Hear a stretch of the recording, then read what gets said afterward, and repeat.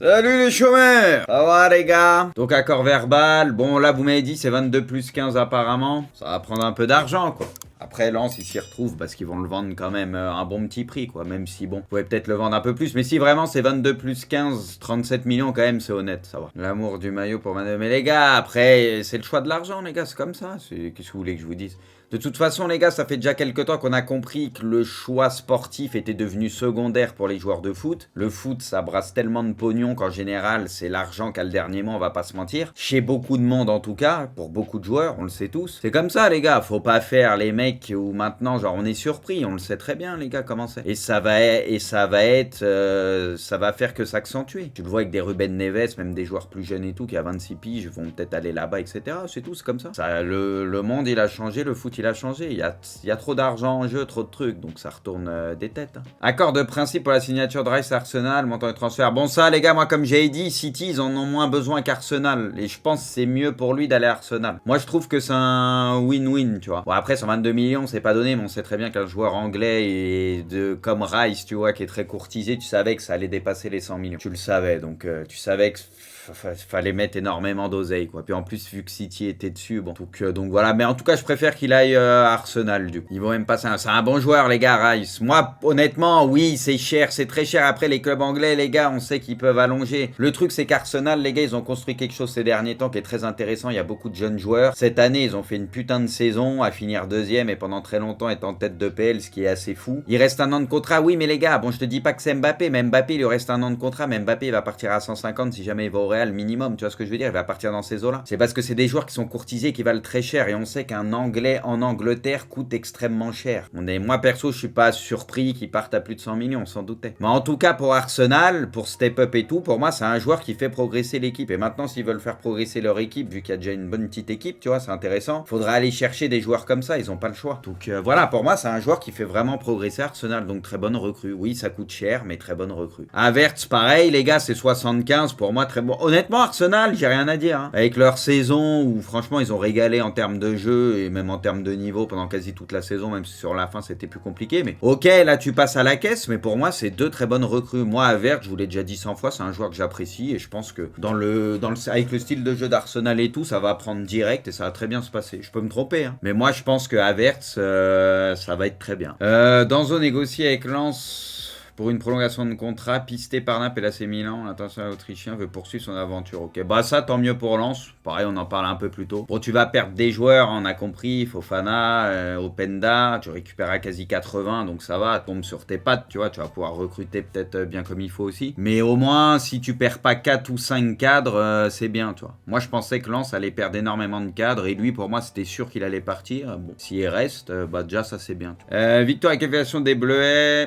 Les Bleuets sont leaders de leur groupe, 3 matchs, 3 victoires. Bon, maintenant, on va voir ce qui va se passer derrière. Les 4 buts inscrits ce soir par les Bleuets ont été par des joueurs issus de la formation OL. Bon, ça, de toute façon, on sait que Lyon, ça sort toujours des joueurs intéressants. L'équipe confirme un accord, donc ouais, se parlait de 7, donc c'est 8. Ok, bon écoutez, hein, ça semble bien, puis en plus ça va, c'est pas ultra cher. Normalement c'est valeur sûre quoi, tu sais que ça va faire au minimum le taf, donc a priori, bonne recrue. Brozovic veut signer au Barça, putain ils veulent tous aller au Barça. L'international croate possède un accord avec le club catalan pour un contrat sur plusieurs années. Le joueur a donné 7 jours aux dirigeants barcelonais pour faire une offre à l'Inter. Ah, faut qu'ils le prennent le Barça s'ils peuvent, hein, parce que ça va pas coûter très cher par rapport au niveau du joueur, et lui pour le coup, il est 100% compatible avec le Barça quoi, donc... Le milieu de terrain les gars, non mais le milieu de terrain les gars, si t'as Brozovic, t'as récupéré Gundo et Brozovic déjà avec ce qu'ils avaient quand même, ils ont un milieu de terrain les gars, le Barça c'est un mélange pareil, on disait d'expérience et de jeunesse, que des mecs créatifs qui ont du ballon quand même, c'est... Non mais franchement les gars, ils puent le football leur milieu de terrain, ça pue le football. L'attaque, après l'attaque, oui il va falloir se renforcer c'est sûr, bah, le mercato n'est pas fini. Hein. Enzo le fait, à Rennes c'est bouclé, 25 millions, bon bah a priori très bonne recrue hein, pour Rennes, hein. Encore un joueur de ballon comme on disait un peu plus tôt, fait toujours mal de le dire mais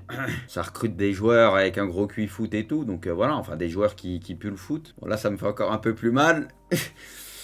Accord quasiment trouvé entre Rennes et Nantes pour le transfert de Blas pour environ 15 millions. Bon comme je disais un peu plus tôt, hein, on savait qu'il allait partir, il aurait déjà dû aller à Lille la saison passée, là on s'en parlait à Marseille, bon au final là on s'était sûr il allait partir. J'avoue que j'aurais préféré qu'il parte ailleurs, genre à l'OM ou quoi tu vois. Malheureusement bon bah ça sera Rennes quoi, c'est...